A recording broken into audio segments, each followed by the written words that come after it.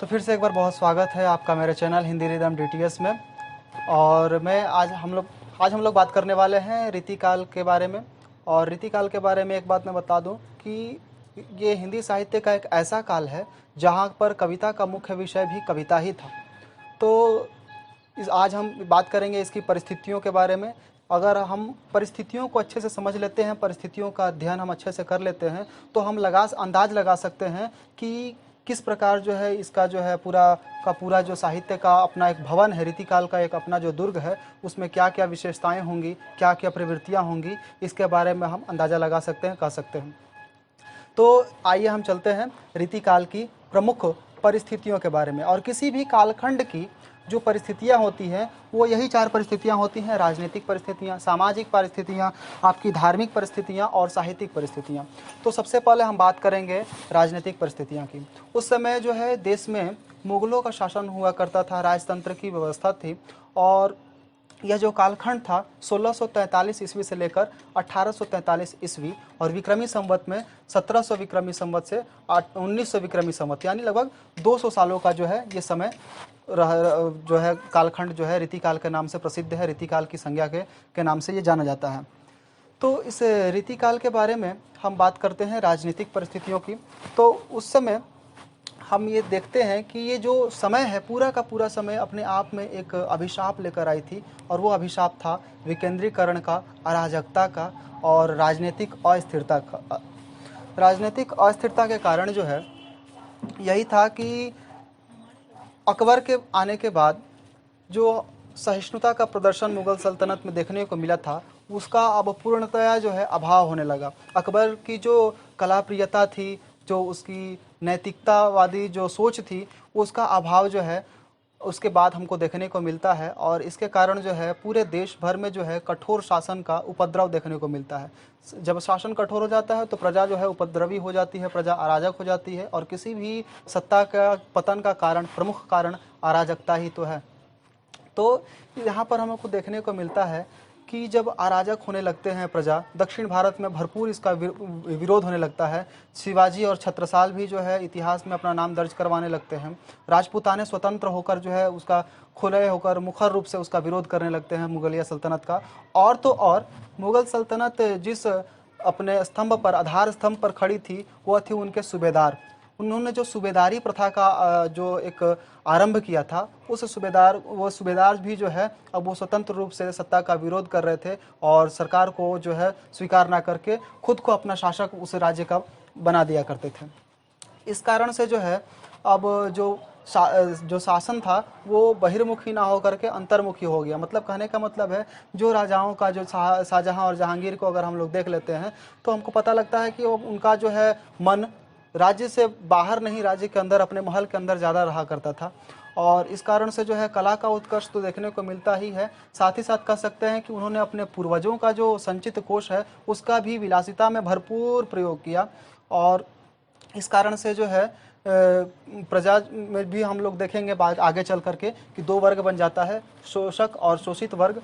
और ये वर्ग जो है चूँकि रहता तो हमेशा से है, अभी भी परिस्थितियाँ कुछ बहुत अधिक तो नहीं बदली हैं, लेकिन हाँ कहीं बहुत ज़्यादा प्रखर रूप से देखने को मिलता है और कहीं इसका जो खाई का जो गहराई है वो कम हो जाती है। तो यहाँ पर हम लोग जब बात करेंगे राजनीतिक परिस्थितियों में, तो यहाँ पर हमको देखने को यह मिलता है कि जब सूबेदार अपना अलग राज्य स्थापित करने लगते हैं, उन्होंने मुग़लों का जो है गुलामी करना छोड़ दिया, मुग़लों की बात मानना छोड़ दी, अपने आप को स्वतंत्र से शासक घोषित कर देते हैं। और फिर औरंगजेब जब आता है तो इन उपद्रवों को वो रोकने का बहुत भरसक प्रयास करता है, लेकिन ये जो ह्रास का चक्र था बड़े वेग से घूम रहा था। और अंत में जो है यह मुगलिया सल्तनत 2 धक्कों से जो है टूटता है। और वो 2 धक्के जो थे नादिर शाह और अहमद शाह अब्दाली के अटैक, जिसको आक्रमण से जो है, इससे हमारा मुगलिया सल्तनत ध्वस्त हो जाता है।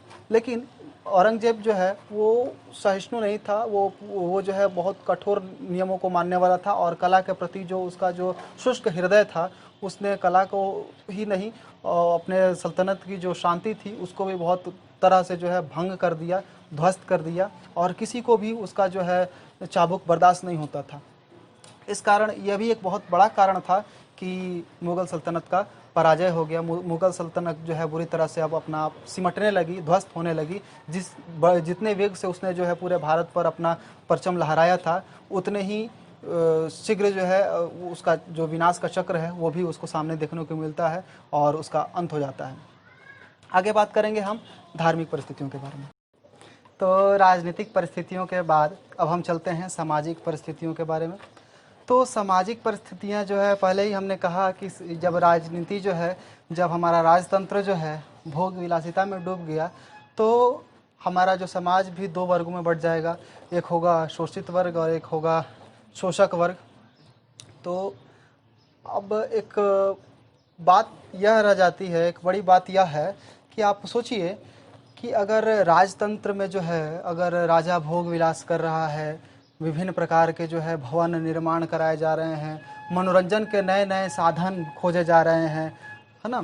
तो इस प्रकार से मणि माणिक्यों का चकाचक जो है, या फिर सोना चांदी, ये सब का जो है जो शौक़ है, जो विभिन्न प्रकार के नए नए शौक़ पाले जा रहे हैं, इन शौक़ों की पूर्ति होती कहाँ से थी? तो ये होती थी प्रजा के टैक्स के द्वारा। प्रजा जो कर भरती थी उसी से होता था। तो अगर अगर हमारा भोग विलासिता बढ़ जाएगा, तो ये तो जाहिर सा बात है कि उसके लिए आपको जो है और अधिक पैसे की आवश्यकता होगी, धन की बहुत ज़्यादा ज़रूरत होगी। और वो धन कहाँ से मिलेगा? प्रजा को शोषित करके। तो इसी प्रकार हम यहाँ पर देख रहे हैं कि प्रजा भी दो भागों में बट रही है हमारा। एक शासक वर्ग है और दूसरा है शोषित वर्ग। तो अब यहाँ पर हमारा जो कविता में भी जो है हमको देखने को मिलेगा इसमें कि जो है ये जो चकाचक जो है, ये हमारा जो, चूँकि अगर सामाजिक परिस्थितियों के बारे में बात कर रहे हैं तो समाज की उस समय बता दें कि हमारी जो संस्कृति थी वो बहुत ही समन्वित संस्कृति थी, मिली जुली संस्कृति थी। हिंदू और इस्लामी संस्कृति जो है समन्वय का एक प्रतिरूप थी। वहाँ पर दोनों संस्कृतियाँ आपस में मिलकर एक नए प्रकार का स्वरूप, एक नया रूप गढ़ रही थी। तो यहाँ पर हम देखते हैं कविताओं में, लेकिन अगर हम बात करें राजतंत्र के परिप्रेक्ष्य में, तो वहाँ पर कविताएं जो है, वहाँ पर हमारा जो काव्य है वो केवल और केवल राजघराने तक ही संकुचित हो चुका था। जनता में जो उस प्रकार की आकांक्षा थी, इच्छा थी, और जो भी उनका जो स्वर था, वह राजमहल तक जो है बीच में वो जा नहीं पा रहा था। आवाज़ राजमहल के बीच जो है उनका आवाज़ पहुंच नहीं पा रहा है। उनकी जो संवेदनाएं हैं वो मन में ही दबी रह जा रही हैं। और राजाओं को भी क्या पसंद आ रहा है? केवल भोग विलासिता। तो समाज में भी इसी प्रकार का प्रभाव पड़ रहा है। तो कहते हैं ना कि जैसा यथा राजा तथा प्रजा, तो जिस प्रकार का राजा होगा, जिस प्रकार का शासन होगा, वैसे ही प्रजा हो जाएगी। तो प्रजा भी हमारी वैसी थी। प्रजाओं में भी जो है जो एक समाज का एक वर्ग था, वो लोग भी इस प्रकार के जो है कविताओं की खोज किया करते थे, जिसमें थोड़ा सा हमारा ऐश्वर्य, वैभव ये सब दिखा करे।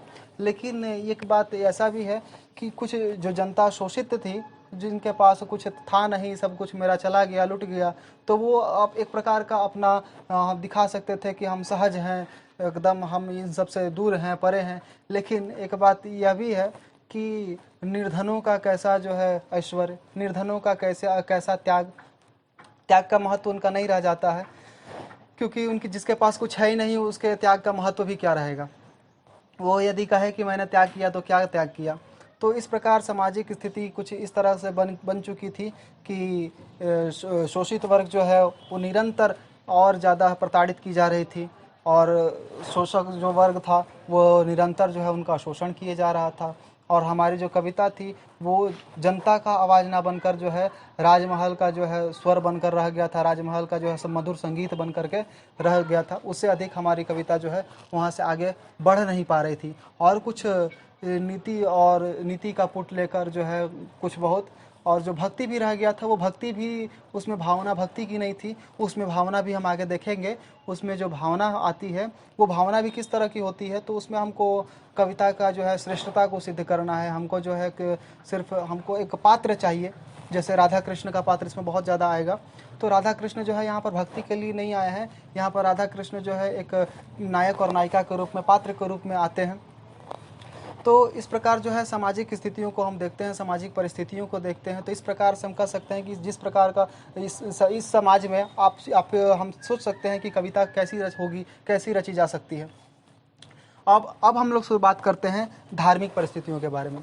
तो जो धार्मिक परिस्थितियां हैं, इससे पहले की जो पृष्ठभूमि है रीतिकाल की, वह पूरी की पूरी भक्ति काल की पृष्ठभूमि है। यहाँ पर जो है हम न्याय का, दर्शन का, विभिन्न प्रकार के सिद्धांतों का प्रतिपादन करते हुए जो जो धार्मिक संप्रदाय निकले, उनके बारे में विशद चर्चाएं हुई, विशद जो है वाणियाँ कही गई, लोगों को उपदेश दिए गए, निर्गुण निराकार से लेकर सगुण साकार तक, राम से लेकर कृष्ण तक, है ना। तो इस प्रकार हम यहाँ पर देखते हैं कि जो धार्मिक पृष्ठभूमि थी, रीतिकाल में जाते जाते जो है वो भी बहुत ही एकदम शुष्क हो गई।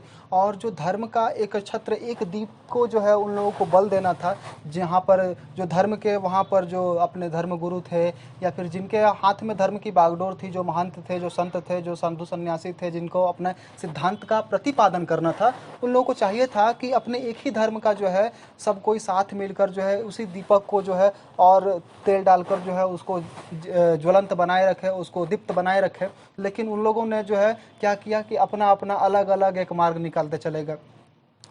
तो हम उन लोगों की अपनी एक रसिक संप्रदाय, तो फिर राधा वल्लभ संप्रदाय, तो नाथ संप्रदाय सॉरी, ये बात कर रहा हूँ कि जो है अलग अलग, मतलब उसी में शैव भक्ति योग चल रहा है, कृष्ण भक्ति चल रही है, वैष्णव लोगों की भक्ति चल रही है, और इस प्रकार जो है अलग अलग अपना मत चलने लगा। और रसिक संप्रदाय तो बाद में जाकर इतना ज़्यादा उच्च श्रृंखल हो जाता है, इतना ज़्यादा उसमें जो है माधुर्य आ जाता है कि राम की भजनों में भी जो है हमको कहीं कहीं पर जो है, जहाँ पर हम आदर्श के स्वरूप में उनको देखते हैं, मर्यादा पुरुषोत्तम के स्वरूप में देखते हैं, वहाँ भी चित्तचोर और नटखटपन, ये सब जो है वहाँ पर हमको भी देखने को मिलने लगता है। तो ये भावनाओं का संवेग कह सकते हैं, भावनाओं का आवेश कह सकते हैं, लेकिन इस प्रकार जो है भक्ति इसे कहना किसी प्रकार ठीक नहीं है। और बाद में जो है हम कह सकते हैं कि आजकल अध्यात्म के जो चश्मे हैं ना, वो बहुत सस्ते बिकने लगे हैं। जिसे देखो वो जो है अपने काम को जो है उपासना से और साधना से जोड़ देता है कि मेरा कर्म ही मेरा साधना है। और ये जो है हम देखते ही आ रहे हैं, आप लोग को भी समझ में आ ही रहा होगा कि मैं किस बारे में बात कर रहा हूँ। तो ऐसा कुछ है नहीं। और धर्म की जो धार्मिक परिप्रेक्ष्य में भी हम बात कर रहे हैं, तो धार्मिक परिप्रेक्ष्य में मैंने बताया कि जिस प्रकार भक्ति काल में जो उद्देश्य था, वो अब रीति काल में धर्म का उद्देश्य नहीं रह गया। धर्म भी जो है अलग अलग टुकड़ों में बट गया। अच्छा, और अगर जो वहाँ पर कुछ सिद्धांतवादी जो थे, जो वास्तव में जिनके पास सिद्धांत का ज्ञान था, जो जिनके पास सामर्थ्य था, वो भी जो है राजघराने के जो है हम देख रहे हैं कि राजगुरु बन करके जो है बैठ चुके हैं।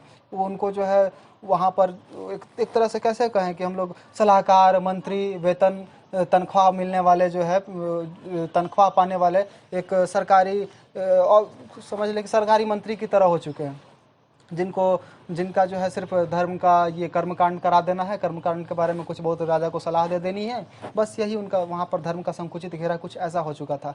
समाज में भी जो है धर्म का वह महत्व अब नहीं रह गया था जो भक्ति काल में हो रहा था।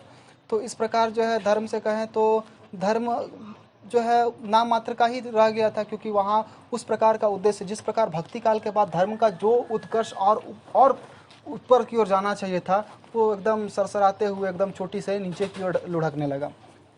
तो यहाँ पर धार्मिक परिस्थितियों का जो है हम प्रभाव अगर देखें साहित्य में किस प्रकार से पड़ता है, तो साहित्य में इसका प्रभाव कुछ इस प्रकार से पड़ेगा कि हमारा रीतिकाल पूरा का पूरा जो है, जो भी उसमें धर्म की बातें की जाएंगी, वहाँ पर चमत्कार प्रदर्शन जो भी होंगे, वो धर्म के चमत्कार प्रदर्शन ना होंगे, वो शब्द के, ध्वनि के, अर्थ अलंकार, इन सब के जो है चमत्कार में आकर के, इसी की सीमा में आकर के वो बंध जाएंगे। तो धार्मिक परिस्थिति में जो है धर्म का जो जो स्वभाव है, विनम्रता, सत्यवादिता जो है, और जो भी कल्याण गुण, जो भी व्यक्तित्व का जो एक तत्व होता है, उन तत्वों का लोप हो जाएगा। जनता जो है उनका सिर्फ एक ही धर्म है, किसी प्रकार से अपने आजीविका का निर्वाह कर लेना। और राजतंत्र जो हमारे शासन में जो राजा हैं, सामंत हैं, उनका एक ही उद्देश्य है कि अपने ढेर सारी विलासिता के वस्तुओं का संग्रह करना, और उसके लिए जो है जनता से कई प्रकार से टैक्स लेना, टैक्स वसूलना, और अपनी छवि को और अच्छा बनाना। अच्छा, उनको चाहिए कि मेरा छवि जो है वो बिगड़े नहीं, मेरा छवि खराब नहीं होना चाहिए। हाँ, इस बात का वो बड़ा ध्यान रखते थे। तो छवि खराब ना होने के लिए जो है वो राजकवियों को रखा करते थे। उनका सिर्फ एक ही काम है, अब हम सामान्य भाषा में कहें थोड़ा बुरा लगेगा, लेकिन बोले तो चापलूसी करना राजा की। भले राजा जो है मेरा अकेले लड़ नहीं सकता है, अकेले जो है शिकार करने नहीं जाएगा, 4-5 पूरा एकदम टोली लेकर जाएगा, बड़े बड़े विशाल सेना की शिकार कर लिया, और उसके पास जो है मरा हुआ सांप का, जो नहीं कहते कि मरा हुआ सांप का जो है मुंह कुछ रहा है, तो वही काम था। मरा उस काम कोई और करेगा, और वो जाकर अपना तलवार लेकर दिखा दिया 2 बार तलवार, और कभी जो है चालू हो गए। कभी को तो चूंकि मेरा पैसा चाहिए, कभी को तो मेरा धन चाहिए, उनको पैसा दीजिए, उनका वो आजीविका है, तो कभी भी उसी प्रकार से थे। और वो एकदम राजा की महान वीरता का जो है चर्चा करने लगेंगे, स्तुति गीत गाने लगेंगे, वीर गाथा गीत गाने लगेंगे।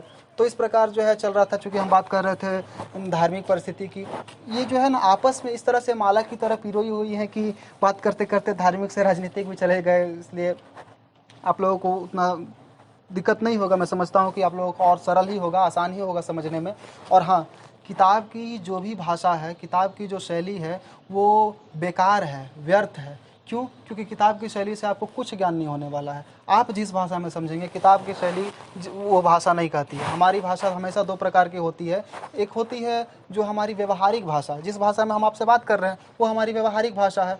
और एक भाषा होती है लिखित भाषा, साहित्यिक भाषा। तो हमारी जो लिखित भाषा होती है वो बहुत ज़्यादा व्याकरण सम्मत होती है, उसमें व्याकरण का समावेश अधिक मात्रा में होता है, प्रचुर मात्रा में होता है, और ये सबको उतनी आसानी, उतनी सरलता से, सहजता से समझ में नहीं आता है।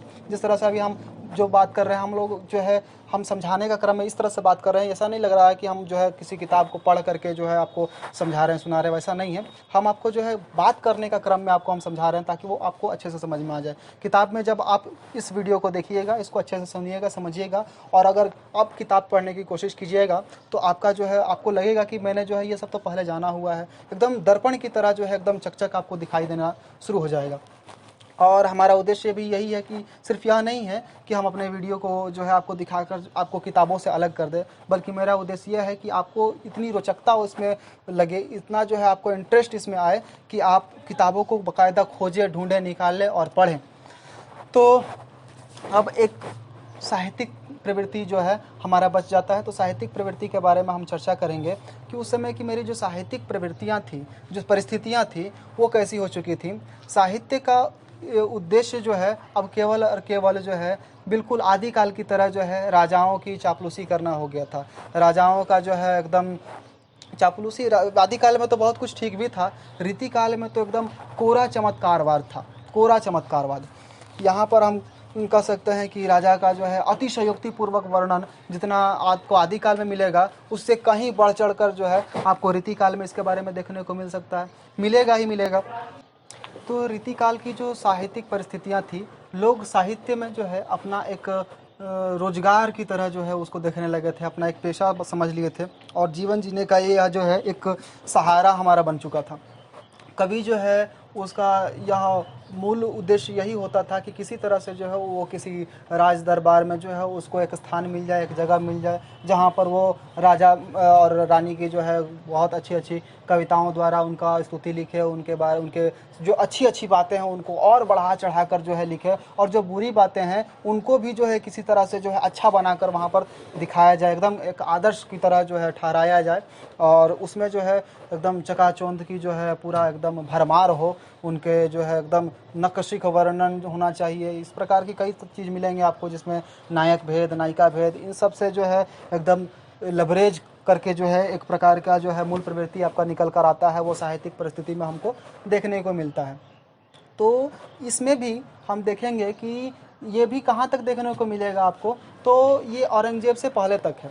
औरंगजेब का जो है हम जानते हैं कि एकदम कला में उसको किसी भी प्रकार की कोई रुचि नहीं थी। एक बात यह भी विवादास्पद है कि औरंगजेब जो है वीणा बजाने में बहुत ही कुशल था, उसको वीणा बजाने का ज्ञान था, लेकिन फिर भी उसके अंदर जो ईर्ष्या, जलन और जो द्वेष जो था वह उसका उभर कर बार बार निकल कर आ जाता था। और इसलिए जो है जो भी दरबारी जो कला संस्कृति के जो आपके कवि थे, कलाकार थे, नृत्यकार थे, जो भी वाद्यकार थे, तो इन सबको जो है उन्होंने एकदम एक सिरे से लात मार करके बाहर निकाल दिया, और वहाँ से उनको आश्रय से अपने जो है आश्रय विहीन कर देता है। तो यहाँ पर भी साहित्यिक अगर स्वरूप में अगर हम देखें तो उस समय की कविता जो है सिर्फ समाज का एक पक्ष, सिर्फ और सिर्फ एक पक्ष का जो है वो द्योतक रही, एक पक्ष का ही उसने वर्णन किया, और वो थी समाज की विलासिता का पक्ष, यानी शोषक नहीं, शोषित का पक्ष, शोषितों का पक्ष जो था, जो समाज में जो है जनता का शोषण कर रहे थे, उन राज सामंतों का जो है वो उनका जो है पक्ष लेकर के जो है कविता उस समय मुखर हो रही थी।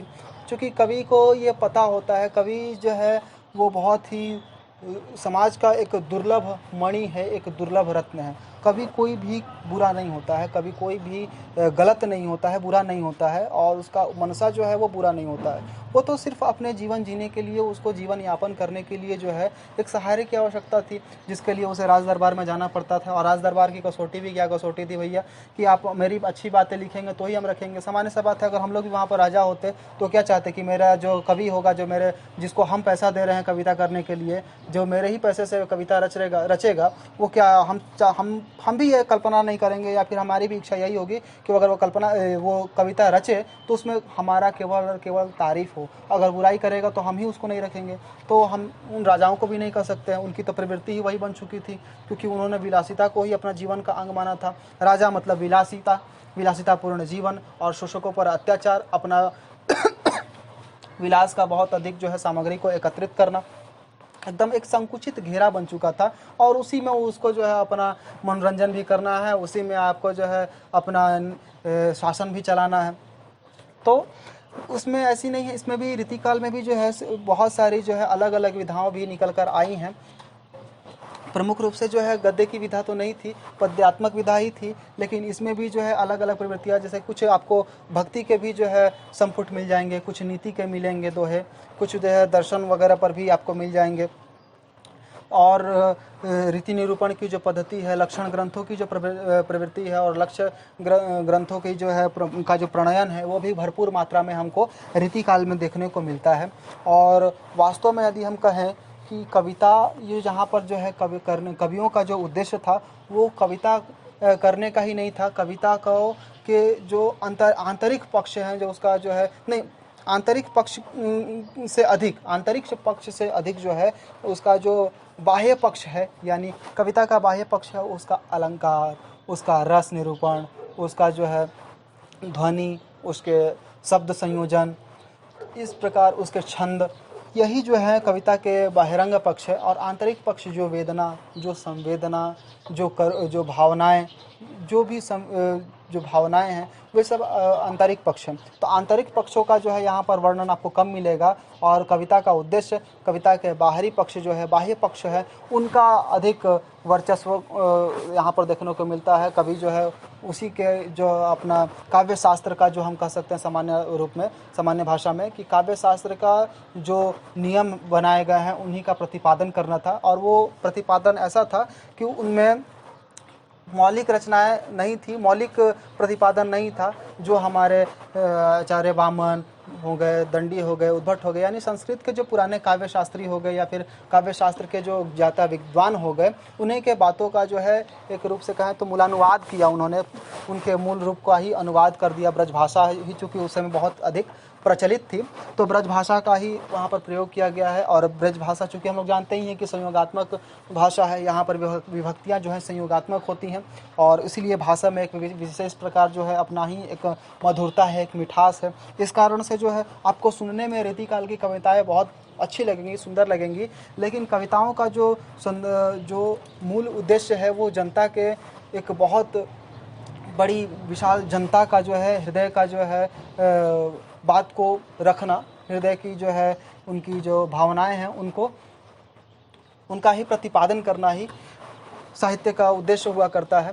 वहाँ पर वह चूक जाती है, और कविता जो है राजघराने की जो है दासी हो बनकर रह जाती है। ऐसा कहने में भी कोई हर्ज नहीं होगा, कोई ये गलत नहीं होगा इस प्रकार का कहना भी। तो यहाँ पर हम मोटा रूप से समझ लें, मोटा मोटी से, कि रीतिकाल में जो है क्या क्या बातें जो है हमको देखने को मिलती हैं, रीतिकाल की परिस्थितियाँ कैसी है। हम आपको सामान्य भाषा में समझा दिए कि राजनीतिक परिस्थितियाँ किस प्रकार से हम लोगों ने देखा, सामंती व्यवस्था किस प्रकार से थी, सामाजिक में जो है शोषण और शोषित, ये दो बात आप याद रखिएगा कि सामाजिक व्यवस्था में शोषण और शोषित वर्ग जो है ये बढ़ चुका था। एक वर्ग जो है बहुत ज़्यादा विलासपूर्ण जीवन में जी रहा था, तो दूसरा वर्ग बहुत ज़्यादा अभावपूर्ण जीवन जी रहा था। धार्मिक परिस्थितियों के बारे में कहें तो ये धर्म जो है कर्मकांड के बाह्य आडंबरों में उलझ कर रह चुका था। और साहित्यिक प्रवृत्तियों को अगर परिस्थितियों को अगर हम देखें तो साहित्यिक परिस्थितियाँ कुछ ऐसी थी कि हमको चाहते हुए भी जो है कविता का जो मूल उद्देश्य था उसको नज़रअंदाज करना पड़ रहा था, क्योंकि अगर ऐसा हम नहीं करते तो हमारा जीवन ही नहीं रहता, हम कैसे जीते। कवि जो है वो जिसको कलम की शक्ति मिली है वो कलम ही चलाएगा, वो जो है दूसरा कुछ करना अपना उतना सफल नहीं हो पाएगा, अपना जीवन नहीं जी पाएगा, अपना जीवन के उस चीज़ को, उस एक सबका जो अपना उद्देश्य होता है उसको पूरा नहीं कर पाएगा, उसको नहीं, वो सिर्फ जीवन को काट रहा होगा, जी नहीं रहा होगा। इसलिए साहित्य में जो है इस प्रकार की हमको प्रवृत्तियाँ देखने को मिलती हैं। साहित्य की एक बात में और परिस्थितियाँ जो छूट रही थी मैं आपको बता दूँ कि यहाँ पर साहित्यिक परिस्थितियाँ में जो है जब कवि को ऐसा लगता था कि बहुत ज़्यादा अब हो गया, कितना हम भी कर देंगे राजा और रानी की चर्चा, है ना, तो इसलिए वो उससे जब बाहर निकल जाता था तो कुछ राधा और कृष्ण को लेकर जो है कुछ और रचनाएं जो है रच दिया करता था, या फिर कुछ नीतिपरक रचनाएं रच दिया करता था। और कविताएं की उस समय ऐसी धूम थी, ऐसी धूम थी कि कविताएं जो है मानो कवि नहीं कर रहा होता था, उनके अंदर का आचार्य जो है एकदम आचार्यत्व का जो है वहाँ पर स्वरूप दिखता था कि कोई कवि कविता नहीं कर रहा, ऐसा लगता था कि कोई काव्य शास्त्र का आचार्य है और वो कविता के बारे में चर्चाएं कर रहा है। और यहाँ पर इस कारण से यहाँ पर हमको राजनीतिक, चूँकि ये सामंती व्यवस्था थी, राजदरबारी व्यवस्था थी, तो यहाँ पर हमको मुक्तक का प्रयोग, प्रबंधात्मक काव्य भी लिखे गए हैं लेकिन मुक्तक का प्रयोग भी मुक्तक का ही प्रयोग बहुत ज़्यादा दिखाई देता है। मुक्तक कहने का मतलब हुआ कि एकदम स्वतंत्र रूप से कविताएं, छोटी स्वतंत्र रूप से कविताएं जिनका अपना स्वतंत्र अस्तित्व होता है, वो किसी कथा की तरह नहीं होती हैं, किसी का मतलब कि पूरी तरह से एक, जैसे कि हम बात करें उदाहरण के तौर पर तो रश्मिरथी है जो पूरा एकदम प्रथम सर्ग से सप्तम सर्ग तक है, तो इस प्रकार से नहीं होती है, एक छोटी कविताएं होती हैं। सतसई यहाँ पर हमको देखने को मिलती है।